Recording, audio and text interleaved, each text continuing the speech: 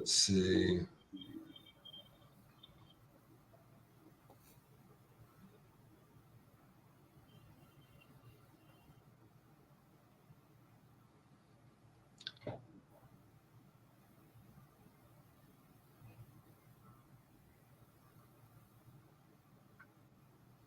Yeah, let me remove that. Okay. There we go. All right.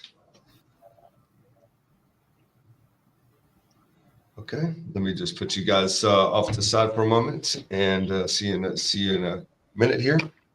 Yep, thanks.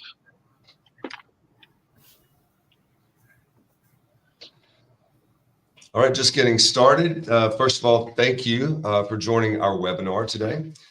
We're going to be discussing critical angles in the global recycling trade. And in this session, you'll hear from 3 industry experts.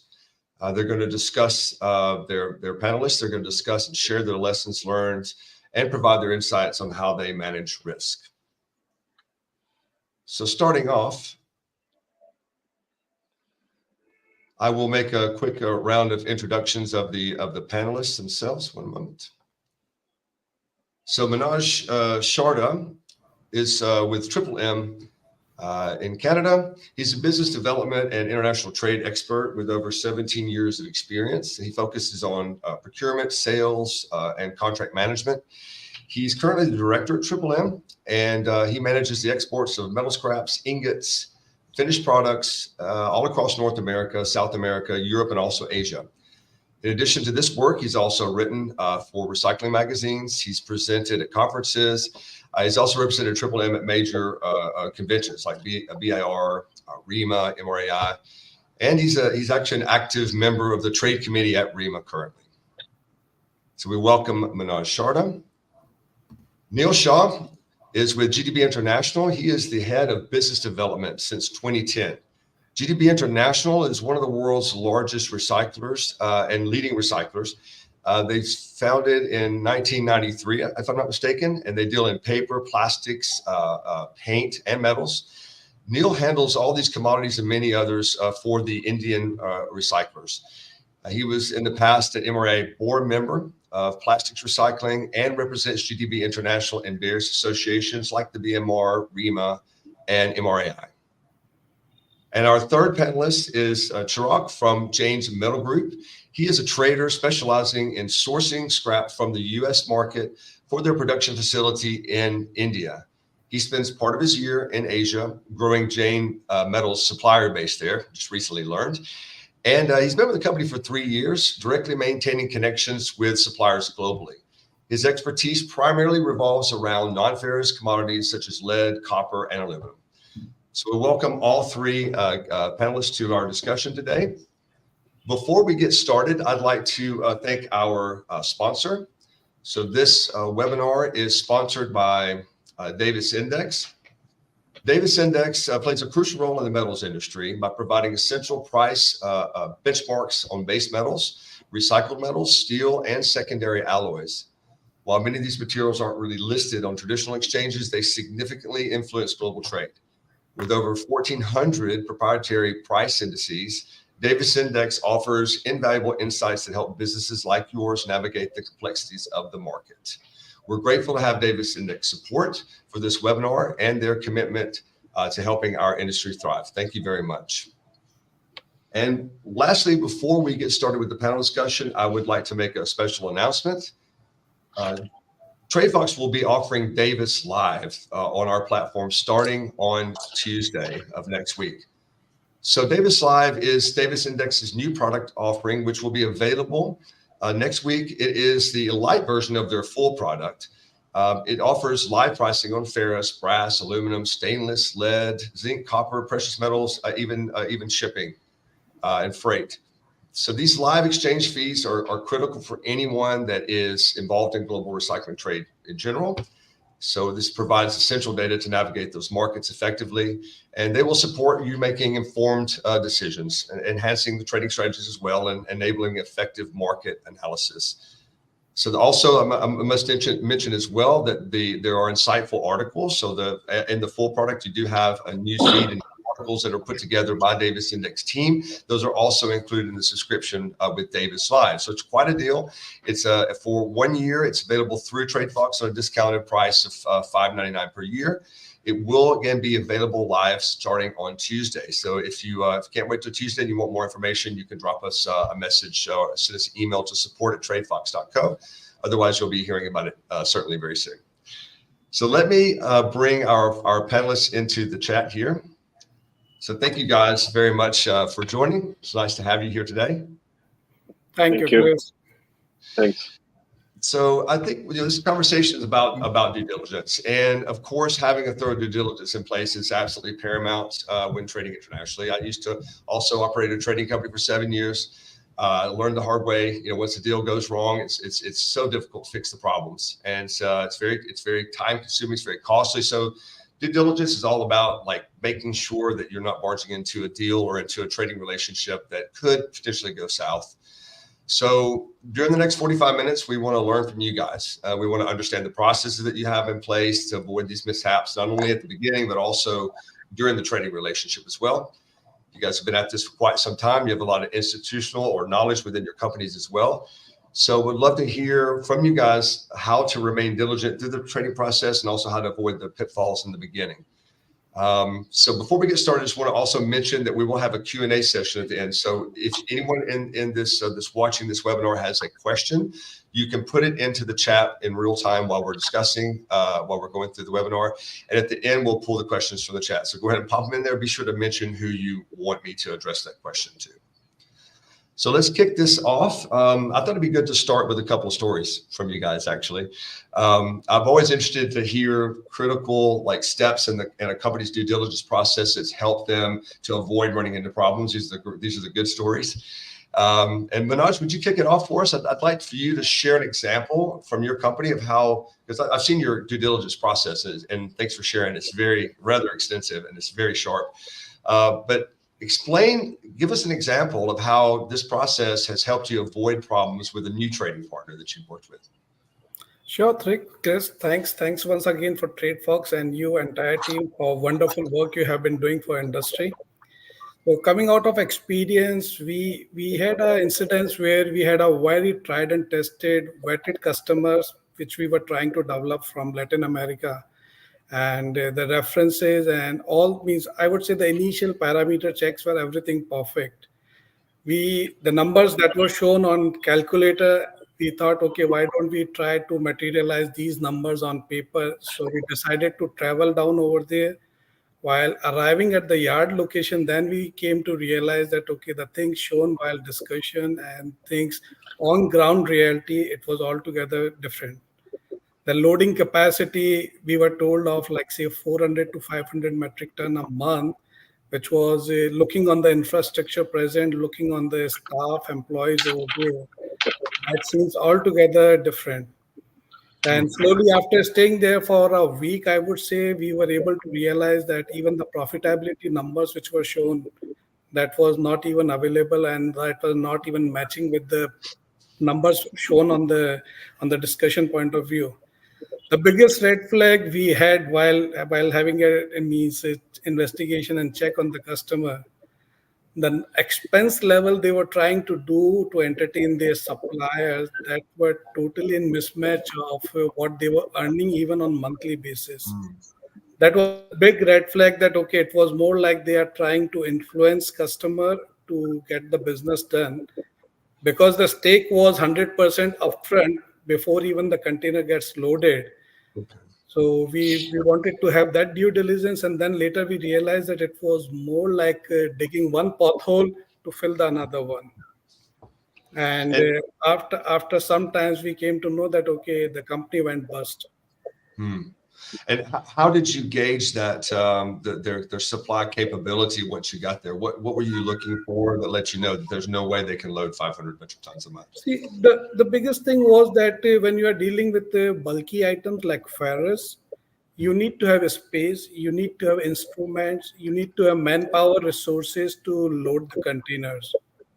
So even handling like 400 or 500 metric ton, it is like you are handling at least 700 to 800 metric ton on ground, whereas on reality, you don't have material worth even 2 containers. Okay. Then to load even like say, if you are loading 20 containers or 30 containers a month, Yeah. then also you need to have at least a handful decent amount of labor equipments, but on ground you don't even have a forklift to load containers. Okay. And then they were giving you kind of like a dog and pony show of sorts. They were trying to impress you, taking you out for nice dinners. Absolutely, nice dinners, nice parties, everything nice except for Okay. the feasibility. Yeah, I've had something similar like that in my in the days before. Okay, so the critical part of your due diligence process then is visiting the supplier or the buyer. I think in both regards. Is that like, do you follow that pretty much every deal? See, I would say that yeah, this is one of the biggest requirement we have, that okay, any new supplier or any new buyer, we prefer to travel. Maybe if we are not able to travel in current situation, we Hmm. prefer to travel. We keep it on our radar that okay, we have to visit this customer to know. Or if we are doing a smaller volume, and then if we go for a bigger volume, we make sure that okay, spending money on travel is nothing compared to losing money on 100% basis. Yeah, for sure. Well, thank you for sharing that. Anyone else would like to join in and give their Yeah, experience? sure. Thanks, Chris, for having me, by the way. I'd like to kick off with that.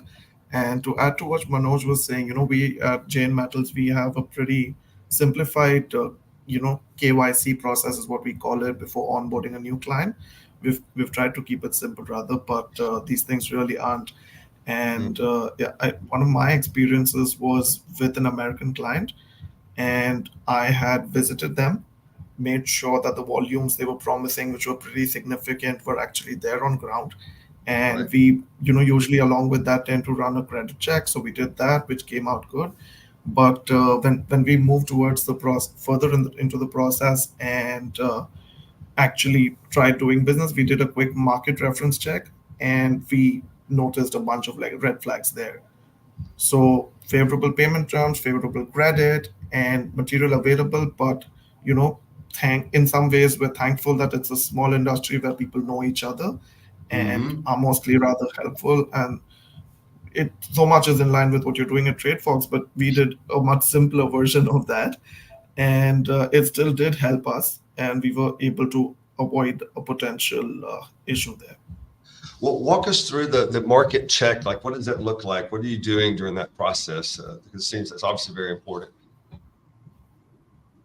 It's of course very important, but Yeah. it might seem very layman, but it's just about talking to people who are working in similar markets, who Hmm. might even be competitors, but they are suppliers and clients that I trust and I work with currently. And for the most part, are pretty fair to me, even when I have to discuss a competitor with them. Got it. So then you look for companies that maybe neighbors or in the same area that you can speak to, and of course you want to find trading partners that you can find out what the experiences have been. That's the number one, I would imagine. Precisely, yeah. In Yeah. addition to that, it's also the other end users in India whom I can check in with and see if they have purchased and sourced material from that particular client and from that region, if that can help me as another layer of a market reference check. Very good. Very good. And for you guys here, or maybe for Neil, what would you say? I mean, it's obviously very important when it comes to the onboarding of new trading partners. And so, what are these key steps of the thorough onboarding process for new trading partners from GDB's perspective? Can you share a little bit of your thoughts? You're on mute there, Neil. Neil, you're on mute. Oh, there you go. Yeah. Okay. Thanks, Chris. Yeah, thanks, Chris, for inviting me. And I must say, we have been talking since last, I think, 1.5 years. We have been discussing this kind of platform we need, and how should innovative it should be, and easy for people to access it. Regarding when we bring on board any new client, like we GDB per se, we deal with a huge segment of client, from waste paper to plastic to metal paints, which is not my forte at present. But yeah, so we have a wide variety of clients we deal in each part of India, mostly whole of India. So when we bring any, like for metal, in example, we deal with a lot of processing yards, which are a small units working with maybe 50 people or 30 people, having a one manager or one supervisor, and the owner is hands on with the work. So best part is we visit the yard, we understand what exactly they are doing, we make them understand what we supply, and during that conversation, we do and try to analyze what exactly the company is in, exactly what they do. Are they really long-term people, or they do understand the product, or are they processing the material? And then the second part is we try and interact with the key people inside. That is our what we do. We try and meet the key people. We tell them to introduce to us. And being in a wide segment of commodities, we have lots of networking in any part of India. Like if, for example, if I'm selling paper, then I have a metal client in that state or that city. So we do get to interact with them, find out about, because business is in business, like in a city or any, people know each other. Mostly in India, it is like that. And traditionally, people do interact with each other's business, especially in recycling. So we find out how does it operate. And third is the major part, we try to get a lot of their compliances, how far they are good in compliances. We do get those, that are they filing their compliances, or especially all required in India. So we do get those, how good they are with, have they faced any difficulties. So those all 3-4 parameters we get into our data, and then we go on board. Because but there are challenges, I won't say, because we deal with a very small micro units to large units. So, and the commodities we deal in, which starts from maybe $200 or $165 per metric ton to goes to $6,000 per metric ton. So it's a huge gap we have. We have to deal all kinds of. But the best thing I would say is to visit, understand the client, see the setup. If you are visiting a small, if it's a big company, visit the office, see the factory, see the environment. I feel the chances of going wrong, it gets very less, but you do go wrong with a big client, well-established client, and sometimes you see a small guy comes up with a good business and they turn out to, I have seen processors used to import one container from me, now they're importing at least 100 containers per month from GDB. So they have grown, and they have been with GDB for the last 7-8 years, and they have been with us in all the difficult times, from, say, the market got bust in 5-6 years back, the lockdown, we haven't faced any problem with them. So basically it is, we have to be there, visit them, understand them. That's what we all do from GDB team. We keep on visiting, we keep on going there. So our traveling is more there, physically presence is there.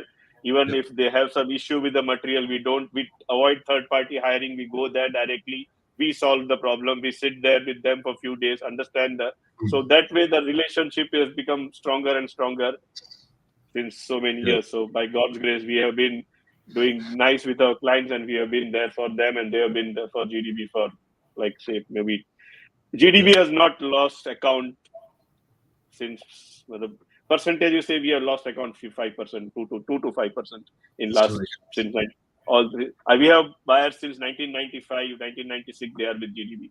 They are still buying paper from us. They are still buying plastic from us. That's amazing. So, what about and for anybody here, do you guys, when you're visiting these potential new trading partners, especially with recyclers, but it could be also factories or whatever, do you ever like take an mental inventory of like what kind of equipment these guys have? Because you can calculate processing capabilities and so on. Like, is that part of the process for either of you guys? Yes, we do. But we generally see what exactly they are, because you have to understand the automation or machinery comes after much later stage of any person who has started recycling. The major processors are still based on manual labor, bit of machinery, but mostly the big people have their automation, have their machinery, have their capex in a big way. But the small companies, and India has that big pool of labor. That is a strength of India. They get, and surprisingly, those are really skilled labor. If you visit any good yard processing yard. You'll be surprised the females how they process a product called Zurich, and they come out with like copper, brass, and I have seen those 100 females sitting in a line and coming out and selecting and just throwing things in it's amazing. So we have that big strength, but when you see that, then you understand these guys are really serious in the business. They've invested in human power, they've invested in their own facility. But yeah, we do see the capex, how good the capex is, what kind of machinery especially in plastic, we do see, because plastic needs a lot of automation. So we do visit and see what exactly they're doing with that. Yeah. Okay. Very good. Very, very detailed. And also, I mean, it's while you're there, you want to check everything you can, right? I mean, like that's the whole point. And you're really looking for signs of things looking, red flags, especially these dog and pony shows that you described, Manoj. I've been to a couple of these where they wine you, dine you, and try to make sure you buy from them.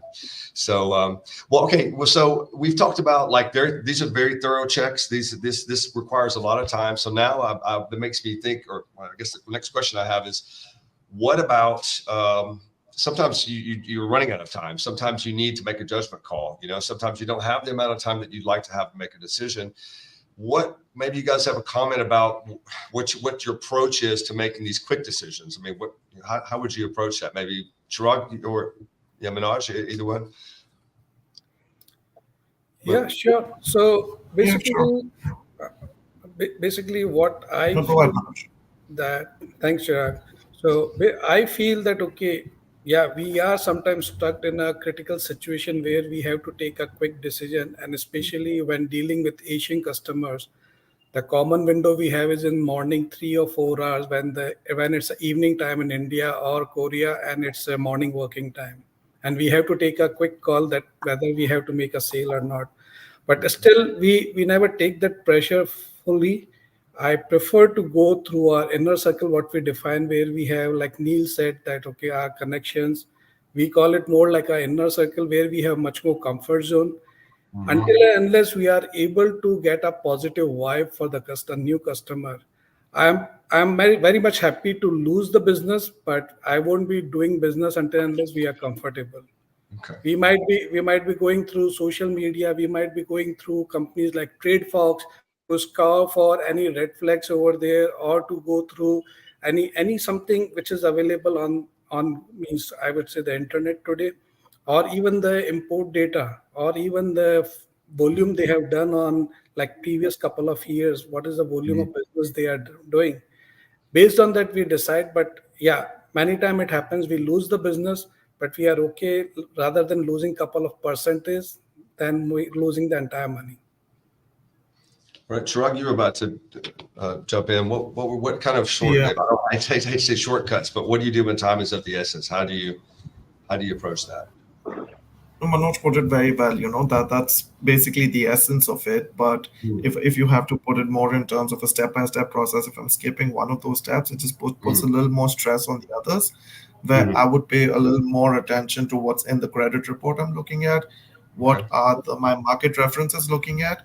And one thing I can control there is my payment terms. So I would preferably work with more controlled payment terms, at least for the first 2 or 3 contracts, and make sure I'm able to cover my bases in every other way if I can't control this particular one, where I'm not physically visiting their scrapyard or, sitting with them face to face and trying to understand what we're doing there.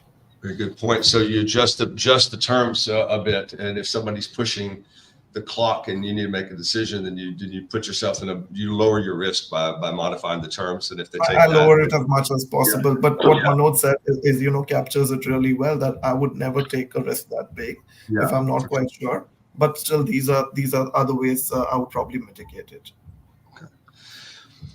Well, we talked about, I mean, we're now talking about for the last 15 minutes about new trading relationships. And I feel like that everybody understands implicitly the importance of making sure that everything passed the sniff test, that everything checks out, no red flags, and we start that relationship. And it's often good to start out with a few small loads and you kind of work up. And in this business, it's all about trust at the end of the day, right? So because there's not really a nice international court system that helps us as traders, is there, right? So when there's a problem, you're going to have to deal with it and probably in some other court system. And, you never want to get there. So what I would like to actually kind of turn the focus to now is like, what about after the onboarding process? So what happens after that? So I'd like to really, it's important to do the upfront checks, but what about regular checks? And maybe somebody like to share some examples of I guess why it's important to do regular checks, especially with the partners you've been working with, and maybe a little bit about what those look like.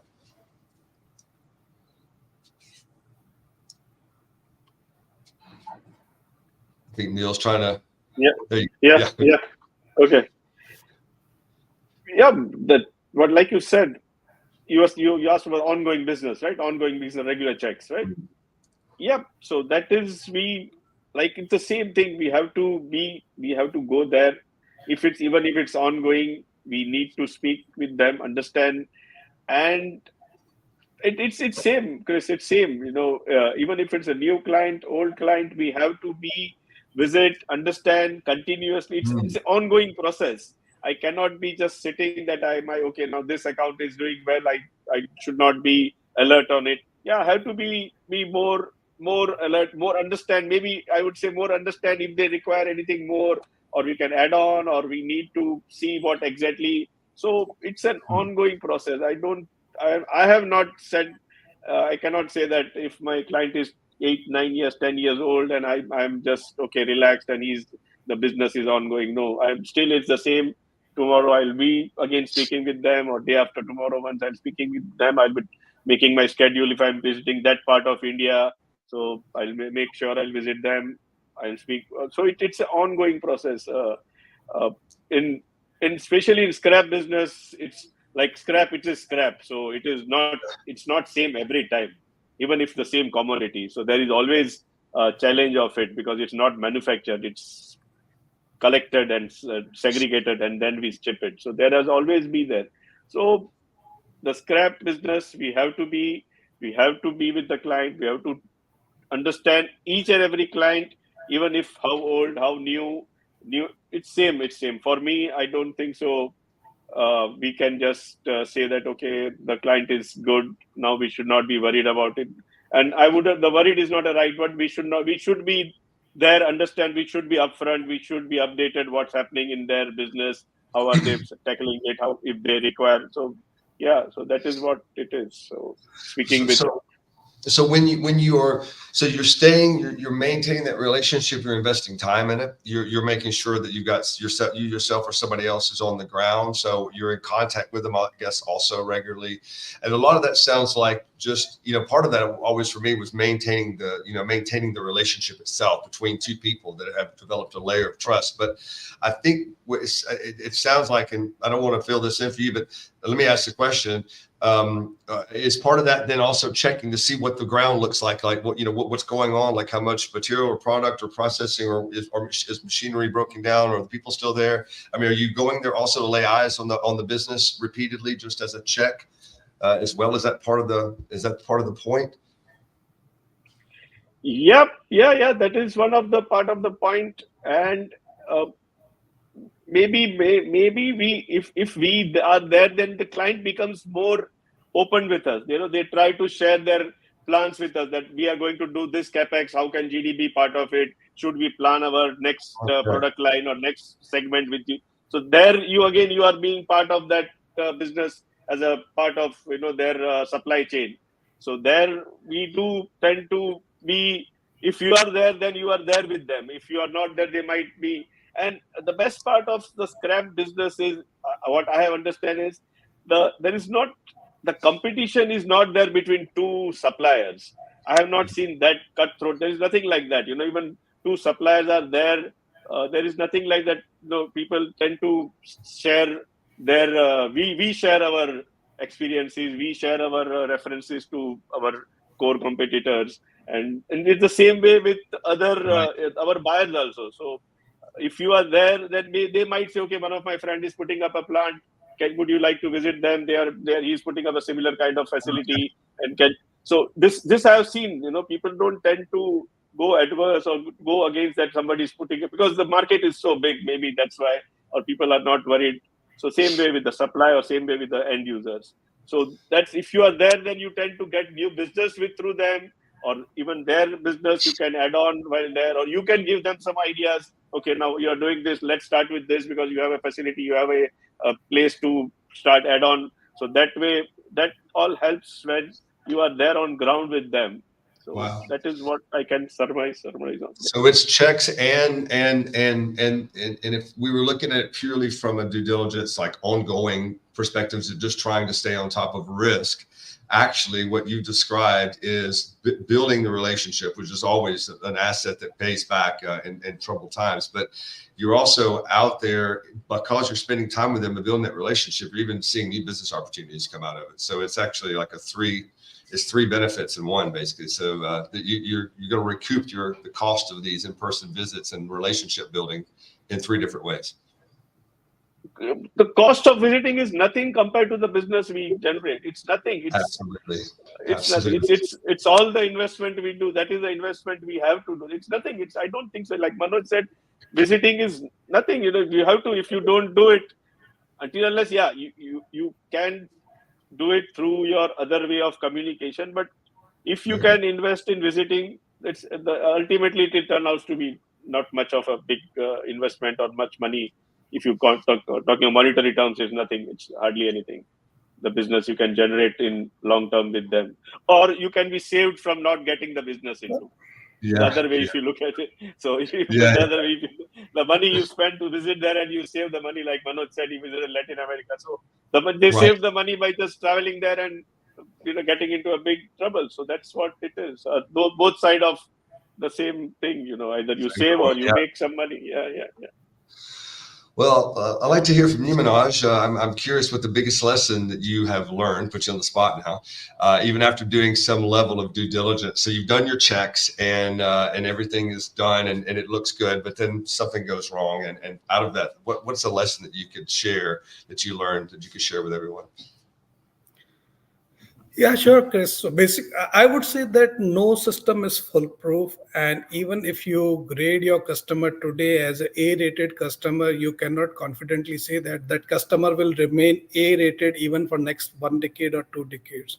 And that's why I mean what Neil pointed out, that, okay, you have to be on top of each and every time with the customer, maintaining relationship. So it's not only maintaining relationship, it's trying to understand what they are doing, what new part they are coming back, trying to maintain that relation, and then generating more business out of it. Breaking ice, no doubt, it takes a long time, but then maintaining relation, that takes more of energy, because now you have comfort zone, you have relations, so you have to maintain that relation, and at the same time you have to take business also out. So, Miss, I do accept that we also had very bad incidences after doing regular checkups and then regular, even like a due diligence of the customers. But yeah, the only thing which we can do is we tried to look out what were our shortfalls, what was the way we can tweak our system. We went for credit insurance on our customers to mitigate our risk. That was the biggest thing which we added up for our part. And apart from that, now means earlier we used to depend only on customer, or like, say for example, if I'm selling to India, we were dependent on only indentor feedback. But now we opened our eyes to have a feedback for each and every customer, each and every possible option. So being Indian, I would say that, okay, there is one Indian proverb that Nazar, Khabar and Sabar, means it's like keep a lookout of your customer, then keep a watch, keep means even if I'm not doing with any business with the customer, but keep listening to what is happening in market, what dynamics are changing, who is doing what to other. It could be like someone is doing something bad to someone else, it could be sometime to me. So we try to keep that information, also keep flowing for that information. And then patience, which is the biggest key, that if we are not able to do business today, for sure, if we have a relation, we can definitely do a business tomorrow. So means changing our system, we keep changing our onboarding process, I would say. But that has helped us a lot. What about so yeah, if you're with Neil and Manoj, what you both have shared just now, I mean, if you being in contact with the customer and staying on top of it, this is a way you also spot the red flags. You see things that are starting maybe need another look. So I'm just wondering, like, what are the triggers that would make you say, okay, we need to go back and pull some, pull a new report on these guys, and we need to go back and, check the references again. Like, what are some of these red flags? I mean, Neil, if you could take that one, and I'll let Manoj chime in as well. But yeah, what would those things be that you go, okay, it's time to rethink this and check these guys out again, almost like they're brand new? Personally, for me, a red flag would be when a buyer goes aggressive in buying. That would put Okay. a red flag for me. That I would put if the buyer is very aggressive in a market where I can see his finished product is not that easy to sell and he's buying aggressively. I would put a first red flag to it, and I will try to understand why is he being so aggressive and where exactly he's trying to sell his finished product.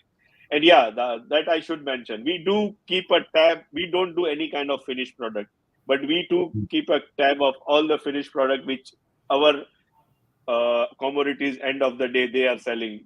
So we try to have all the data of that what exactly is happening in the finished product market. Oh, Is it okay. so that's how so if he's selling like waste paper, and if he's suddenly giving me $20 more one meal, then I would just take two steps back and see, okay, however good he is, or the company is, but I need to understand why he has a big order. Or so there the first red flag is. Then if we can get some information from our sources in that city, that town, or that industrial area, or that industry, that is things are all right with them, is they are too much leverage, or they are looking for somebody is not giving them material and they are trying to get material from our company because nobody else is giving them material. They have not cleared the previous containers of those company and they are not able to get raw material and they are trying to buy from us. So those 2-3 things do get into our red flag zone, and then we try to understand it. And if the company is really in trouble time, see, that also is there. It's a genuine problem. There is a genuine problem, and they need raw material. So if we are there and visit them, we understand, okay, now they need maybe 50-60 containers, especially in commodity like waste paper. We need to supply them because they have an order, but they don't have a supply chain. Something is amiss while they were ordering. So, but yeah, those are the few things which we keep a tab, that if the buyer is very aggressive, or if the finished product market is not there and he's still buying the material at a better price than other competitors, so then we tend to slow it down. However, the big order is we don't execute it. We don't go ahead with that till we are confident about it. Yeah. Manoj, would you like? I would like to add a couple more points to what Neil added. We even keep a watch on how many days the containers is staying at the port after arrival. That shows how much efficiently our buyers are able to manage their fund position, how they are planning their production part. That is a big thing which we keep a watch. And then second thing, we have relations, so we keep a watch even on the advances part. We do not sell anything without advance, and that is a major thing, crucial, I would say, a business decision for us, how many days they take to do the advance part. So even if some customer, after agreeing to do 5 days advance, and if they are taking 15 days or 20 days, that makes us to decide, okay, in future contract what we have to take our decision for. So there are a couple of things how they do for the payments part, whether they are aggressive in the quantity, but how their selling part is getting done. If they are selling for cheaper market price, that gives a red flags to us that, okay, they are just trying to import material, rotate to show bank documents, and then selling material in domestic market for cheaper price. It's very interesting to hear this, that you guys are looking on the other side of the customer, that's very insightful to think about that, because of course you can see the problem. If the business is starting to have hardship, it's going to filter back eventually to the supply side.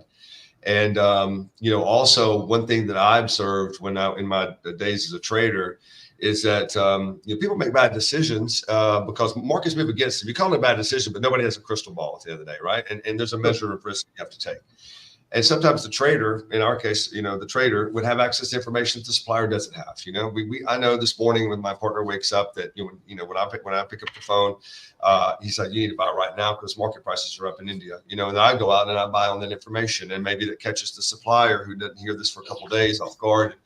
And one thing that I've noticed also in those days is that depending on the relationship that you have with the supplier, that you may or may not be the one that gets the bad load or gets cut or gets their shipment cut basically as well. So it's being important enough and having a strong enough relationship in with that supplier, even maybe they're treating me right, but they're maybe treating somebody else wrong. And that goes for both sides, buyer and seller both, right? So you have to really stay in touch with the other people, that other traders or the other companies that are buying from them, to know that there's a problem. Otherwise, you didn't know that you maybe just got away with that problem by the skin of your teeth, basically. So it's really interesting to hear that from you guys. What about data? Like, there's two things I want to ask. So first one I asked is about data, and second was about, I want to come back to you, Manoj, about credit insurance, because you shared a little bit to me about that in a previous call. But can you guys tell me a little bit about how you use data to kind of reinforce your decision? I've heard credit report, a couple times, and also analysis of the sales of these companies. We've not talked about like trade data, for example, a little bit about volumes, Manoj, you mentioned, but anything else you guys like to add from the data side that's important, and what kind of information are you looking at that we've not spoken about that either of you like to add? So data point of view, Chris, I would say it's more like backward looking, what you have done in the past. And in fact, the data will be coming once the containers have been released. So that will show that, okay, is what they have done, maybe like if it is a previous month data. So that shows you what they have done. And we definitely go for data check. We definitely go for what volumes they are doing. And like, say, for example, as Neil said, for the aggressive buying point of view, if the company is having a capacity of, say, 1,000 metric ton production, and if they are buying scrap for 2,000 metric ton, we definitely, that part is reflected in the data part. And we definitely analyze whether they have some exceptional orders, they are going for some outsourcing of their work, or is it just their rotation of their documents part. So that all part is visible only from physical data, which we are able to see on import side or maybe on the export side. So I definitely rely on data, and that gives a fair idea. Even on onboarding of a new customer, that data gives a volume. Okay, what volume they are doing, whether they are actually a buyer over there in the market or they are just starting off. Anyone else want to add anything from the data side? Data, yeah, like same what Manoj said. I would go through that only. What we take, if somebody is buying material which is, we don't think they have a capacity to utilize it, or they have booked material with our company already and they're still trying to buy more, then we'll say, okay, then we should not be adding more to it. We'll try to understand. And like the previous, we see whatever history we can get from the data point of view, we would and we do try to get for our personally, we do try to get a lot of their internal compliances we try and extract. So how are they meeting those data? Also, we keep it on our front of us, that what exactly how are they meeting all the compliances regarding, say, GST or anything. So those we do keep with us, and we try to get them, and we do get it. And then we see, okay, now this company is already there and they're doing it so much. They're doing this much business. Why are they adding on? They haven't done any capex, or they don't have any more capacity to add on new material. Why are they buying more, or why are they giving us a much better price than other competitors? So that data does help. Yeah, it is a part of the due diligence process, and it is become more and more relevant because now it's getting accessible. You can get easily available data is there, so it's in front of you. The numbers are there in front of you. You can analyze it. So yeah, data is a part of becoming a stronger part of due diligence. It's becoming a stronger part of due diligence. And these certificates and certifications, et cetera, what kind of information are you gleaning from that? Is it that you're making sure that they're doing all the steps that they need, so there's not going to be problems on the import side later?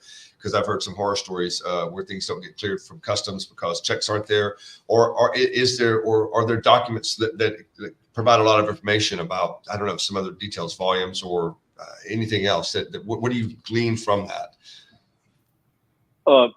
Regarding import, yeah, if you are importing, Certifications, et cetera. if you are importing a commodity which is restricted, which is they need a special license to import, Yeah. those licenses they have to provide, and Mm. until they don't provide, we don't tend to deal with them. And the other side of the compliance is those are the certificates which every company requires. So they have to have all those certificates, like pollution control board license. It should be updated. So all those licenses they have to keep with them. So those also data you can get it through your sources, through the local pollution control board, that the company has a proper license, it is renewed or whatever. There hasn't been any problem with the pollution. And now we have been last 2-3 years, thanks to our president Sunil ji, we try and make them more responsible for what they are doing. So that is our latest thing we try. So whoever recyclers we visit, and if they are not very responsible, we try to tell them that please be responsible with the handling of the material. So that is not a part of due diligence, but that is what we have been doing right now, with especially with plastic scrap and other commodities where the pollution is high. So we try and tell the client that please be more responsible for handling with your scrap, invest more in sustainable way of handling the scrap. So that is so, and we see if those people are doing that, that also adds on to their way of doing business. So that again gives them more points that okay, now they have invested in their not, which is not required, which might be taking away something from their bottom line, but that still they're investing for a long term gain. So that also gives us a better picture of that client for a future business, for a future larger business with them. All right, and Manoj, I wanted to come back to you about, because I think it's important for our listeners that may not be aware of how to use credit insurance checks, basically. Maybe if you could explain a little bit about what that is and how that works, because you shared with me that that's one of the ways that you guys check companies. It'd be useful if you could elaborate a little bit on that and how that's in part of your process. So basically, Chris, it is more like you are trying to shoulder your all exposure or the risk with some insurance or the underwriter. So whatever the business exposure we are taking, we are trying to mitigate that one with our underwriter who is providing coverage for that one. That coverage is more dependent on what the potential, what the financials are, or what the capex investment the customer has already done in their system, how their historical performances are. That is the crucial point. So there are, I would say, around close to 12 to 18 different parameters where, based on these different credit rating agencies, they rate each and every customer, and accordingly they come out with a number, like say for example an X customer with $1 million coverage, and that $1 million coverage could be split between Triple M, GDP, any other suppliers over here, maybe in Europe, maybe in North America. But the biggest factor for us, biggest reason for going for that, earlier we were self-insured, but then we decided better, instead of taking a bigger exposure on ourselves, we would be taking an insurance with the companies, and that it's a big cost to business. That's definitely there, but we are okay sharing that cost, because that gives us a piece of, okay, at least in when the water is high, you have someone to take care of you. Right. So till the things are positive in your favor, everything goes smooth. We think, oh, why we are going for this cost, but the actual realization comes to know when there is a reverse way around. And these and you said, as a supplier, of course, you're buying, as you just mentioned, you can buy the credit insurance. But just to be clear, there are these checks. Just for the listeners, also there are checks that you can purchase, and they just tell you what they would insure the company for, and then you can make a decision on that, like you said. So I think that is that's another interesting way of checking companies out and just having. Absolutely. And if there are certain means couple of many time it happens that there are many customers which are not available in their database, which they shared internally, then they definitely go for collecting all required information from the customer, and then they process they have their own due diligence process, and after that they come back with their verdict whether they are approving the customer or they are not approving, or might be if I have requested for $1 million, they come back and say, Manoj, we are approving only for $100,000. Right. Okay. Last question. Chirag, I'd maybe direct this your way. Again, you guys are all with very large, companies, and I know a lot of our listeners are going to be, looking for tips and ideas. And how can a smaller business balance the need for quick decisions with the importance of due diligence? Because, honestly, when you're a trader, you can be caught in a situation where you have to pull the trigger or you're going to lose the deal. And so smaller businesses balance the need for that quick decision, basically, versus the importance of due diligence. Yeah, so one of the few things they can do is really harness the data that's available to them. So all of us have access to reports, credit reports and financial reports of companies. But say, Mm-hmm. I'll give you an example on when I started doing this on day one, I would skim through those reports versus a few months in, I realized I'm not really making the most of this data. And I set up a meeting with my data provider, so to say, whom I was getting these credit reports from, took out 30 minutes of my day to really understand every aspect of the report, and how I look at it between then and now is night and day. I make so much more of the exact same data I had access to earlier. So I think harnessing data is a major point. Smaller businesses have access to that, and I think Mm-hmm. that's one thing they can really make the most of. Another big part of it is the trade associations. I think trade associations both at home in India and abroad are pretty supportive of small and growing businesses, not just in the form of the networking opportunities they offer, but in terms of guiding us in the right direction and how these businesses should really run Mm. and the correct business practices. So I think a combination of those two factors goes a long way. And lastly, if they can find their way into the inner circle that Manoj and Neil mentioned, if they can find their way into that, that would really close the loop on their due diligence. Yeah. Yeah, it makes a lot of sense. I mean, in fact, we set up, Trade Fox with, because I come from a small business background, and we don't, as small guys, you don't have the legacy, you don't have the reputation, you don't have the money on your side, so, and you do end up taking a lot of risk, and data, as you just well said, is the one thing that everybody can buy. You guys buy it, small company can buy it, everybody can have it. It's all, Naj, we talked about it with trade data the other day. It's like everybody can get it, right? It's all out there. So indeed, data is what we hope is it levels the playing field for everybody. Makes it if you can decrease the risk of small and medium sized businesses, it basically trickles up, basically, right? It takes the risk out of the industry.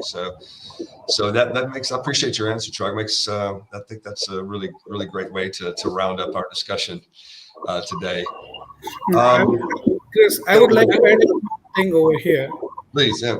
Uh, I would like to say one thing, especially for the new business who's starting. There's nothing wrong doing business, but the simple thing is there is no free lunch. Hmm. The biggest anticipation which a new company they do is that, okay, I will be buying $100,000 worth of item from Chris. I will be selling to Neil for $125,000, $150,000. We have to understand we are in commodity business, and have we had such a big margins over there, we would not have been able. I would be flying with my own charter plane every Yeah. time I have to go, right? So Yeah. I do happen to meet many new customers, many time new people, those who are venturing out. The biggest misconception they have in their mind is that, okay, there is a big margin, there is a big thing, Mhm. which commodity business do not give us a privilege. So Right. they should be doing their homework first. And it's my personal theory is it's better to buy a costly product rather than looking around for a cheaper product. So costly product will make me cry only once when I am buying, but at least it will keep me in market compared to, like, I'll give you one example. Yesterday, one customer still wanted to buy one commodity from me, and he said he's able to buy 10 cents lower from some supplier in New York. And I said, okay, you should go for it. So you have to understand that, okay, despite I'm giving him a red flag that, okay, I'm not able to buy at my own yard, means I'm not able to buy at my yard level despite having yard cost, then Right. processing cost. Yeah. He's saying he's able to buy CIF Mundra for India. I said, good for you. So we have to understand that part. We are in commodity business where margins are limited, and we should be doing our due diligence first rather than going looking around for a cheaper product. Very good point. Very good message, Manoj. I'll be honest. When I first entered the business, I was green. I came from consulting and working for factories implementing recycling programs. Had a little bit of experience in import and export, but I didn't know this whole industry. Didn't know the metals business, and we came in thinking that well, there's a lot of money to be made, but there is good money to be made, but it's made on volume. It's made on a lot of clean business with a lot of good relationships, and it's continuous flow. It's volumes. You're not gonna. In fact, I remember a lesson I learned many years ago was given to me. Well, it's a story. I guess you'd say a fable, or I don't know, a message. Whenever anyway, this scrap recycler told me, he's like, wherever there's some type of fraud, there's always one very smart man and one very greedy man, and then you have the fraud. So and then the question is, are you the smart guy, or are you the greedy guy? So this is when the deal's going to go wrong. So it's all about volume. It's all about good business. It's all slow and steady wins the race. So let's see if I have a couple of questions in the chat. Let me just see if there's any for the Q&A. Okay, I'm not sure who this question is directed. Probably Neil. I'm going to guess it's you. But the question is with ESG moving to requiring more data, requiring more details for raw materials, tracking, sourcing, etc. What are some of the things that you're proactively doing in this space at GDB? GDB, we are trying to comply with the more whatever data we can, because now it's becoming more and more what you say requirement for the industry that you require. So we have hired people especially for this particular work, and they are providing us. So last 1 year we have been investing in that and getting the most of information we can, and how updated we are in that point. So we are on it. But GDB is we know that we need to get things much more faster, because being such a large volume business, we need to have whatever we can as soon as possible. So we have people working on it. Yeah, this is a really challenging area. It's a little bit outside the scope of due diligence, but just since the question is brought up, I think it's very interesting. The European Union, passed their legislation some time ago that if you're working with companies that are trading over $50 million a year, or if the companies themselves are trading more than $50 million a year in sales revenue, they have to report their supply chain. And I think the bill got watered down a bit. I don't know the details of it, but I do know that it's all just part of a process that seems to be moving more and more in that direction. I've also had some conversations with people that are seeing a great opportunity because they're able to, for example, this is about scope 1, 2, and 3, right? They're able to measure their carbon footprint, better than some other companies, and so it became a competitive advantage. So yeah, interesting. It's a challenging area, but of course, if we stay on top of it, then we can be the ones that can ultimately long-term benefit off of implementing new processes, whatever it takes to get it done. Of course, as a company, we also would like to, one of our verticals we're interested in moving into is ESG, because of course we have profiles on companies, we have trade data, we have reputation information, we're bringing in credit reports, we're bringing in all kinds of additional financial stuff. So, financial information But what is, also very logical put there as an ESG score, as a carbon score, as, different types of scorings that we can put together. So we're also looking at that. So interesting question. Yeah. Well, that's, yeah. Go ahead. Yeah, no, I said you're right. Yeah. Right. Yeah. Well, gentlemen, I appreciate it. One small announcement before we head off the call, and I wanted to sum it up, but I do want to announce to our viewers that at TradeFox, we're starting a new introduction service. So we have our core trade reputation reports product that allows us to see, with our data, the reputations of companies around the world. It's used by hundreds of companies. And we're now looking at making introductions globally. So that means that we're doing due diligence on companies for the companies that are looking to grow and expand into foreign markets. And so if there are any listeners that are looking to reach new buyers and new suppliers, and you want to use data-driven approach and also a concierge level service approach from our end, please contact us. Let us know. We'd love to have you as one of our earlier customers. We just started this product in October, but it's a very, very interesting new product line. We're getting a lot of interest in it. And also, if you are a U.S.-based business and you qualify with the Small Business Administration as being a small business, and actually the bar is kind of high, surprisingly, for recyclers, also traders alike.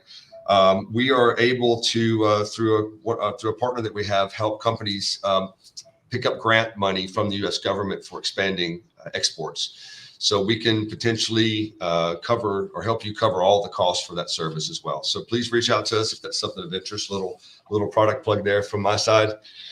And gentlemen, that's it from our end. I mean, we've learned a lot today. I really appreciate the candid discussion, the sharing of stories here. I mean, I've learned a lot, and I think the way that we get better in this world of this wild west of international trade is by sticking together a little bit of storytelling, being open and sharing, and I think at the end of the day, the tide rises all ships, right? So as we all help each other, we all get better, and our industry gets better. And I think it's a great thing that you guys have taken some time to come to be with us for an hour today.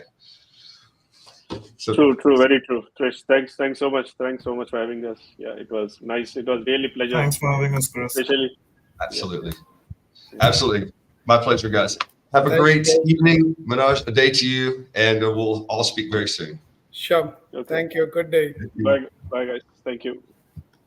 Thank you.